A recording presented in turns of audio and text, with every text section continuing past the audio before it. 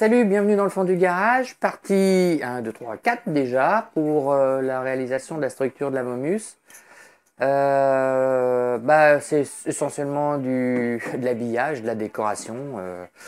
Voilà, et pendant ce temps-là, on va rentrer en détail dans la partie commande. Je vais vous expliquer à peu près mon objectif au niveau de la commande pour que vous puissiez avoir dans la continuité ce que je vais être obligé d'acheter après.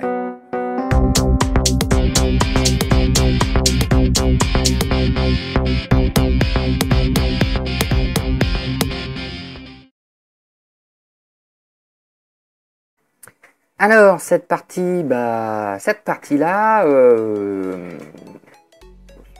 première partie de la finition, ainsi que la deuxième d'ailleurs, c'est ce qui m'a demandé le plus de temps. J'ai passé beaucoup plus de temps à faire la finition, l'aspect extérieur que je cherchais et que je voulais, que la réalisation totale en elle-même.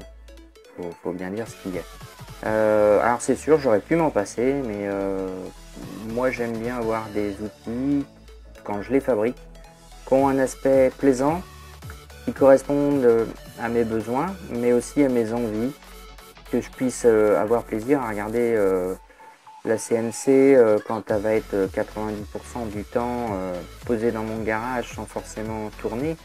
Donc il faut quand même qu'elle ait un peu de gueule. Ça aurait été dommage de s'en priver.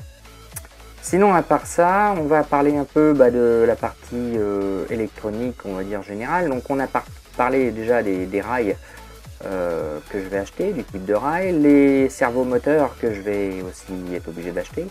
La partie commande, dans tout ça, c'est pas quelque chose de négligeable. Et il y a tellement de possibilités que c'est assez difficile à choisir. J'étais parti à l'origine sur l'idée de me prendre un petit micro PC type Raspberry Pi ou BeagleBone avec une cape dédiée pour les entrées-sorties CN comme ça se fait. Parce que alors donc dans mon optique c'était pour pouvoir installer donc tout simplement Linux CNC dessus qui est très polyvalent et donc du coup de pouvoir facilement programmer mes entrées-sorties comme je le souhaitais. Là actuellement j'ai tendance à vouloir envisager une chose différente, c'est-à-dire avoir un interpréteur de G-code directement, donc probablement un Arduino Mega, quelque chose d'assez simple puisqu'il existe déjà GRBL pour ça, avec en plus derrière donc soit un micro PC converti tactile sur Linux, donc avec une interface qui permet d'envoyer le G-code vers l'Arduino, donc dans le même style que ce qu'on utilise pour une imprimante 3D, répéter, etc. Je suis un peu plus parti là-dessus. Pourquoi? C'est pas une question de coût en fait, parce que quand on regarde le BeagleBone Black avec la cape ou le Raspberry Pi avec l'extension qui permettent de le faire, ou l'ensemble Arduino Mega nécessaire, ça revient au même. On n'a pas trop de différence. La petite différence, c'est peut-être la facilité que j'aurai à faire évoluer l'ensemble. Dans un des deux, notamment sur le partie BeagleBone ou Raspberry Pi, je suis dépendant du système. C'est Linux, la totalité des systèmes se programment en Python, donc ce qui m'arrange parce que je programme en Python. Mais malgré tout, si j'ai des évolutions, c'est tout de suite beaucoup plus compliqué pour la mise en place parce que tout ce qui est logiciel, software comme ça évolue assez rapidement.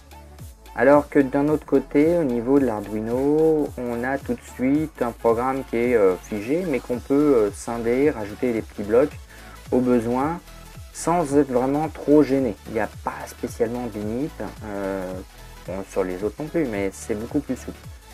Et enfin, ce qui va me faire choisir ça, c'est surtout la vitesse d'exécution et la fréquence de sortie qui est plus élevée sur les Arduino 32 bits que au final sur un BeagleBone Black. Alors je dis pas que j'aurai pas l'un et l'autre, un qui me servira pour avoir le logiciel émetteur de G-code et d'autres choses comme pourquoi pas directement Cura ou autre directement sur la machine, ou tout simplement pour avoir l'interface web qui me permettrait d'envoyer ça à distance.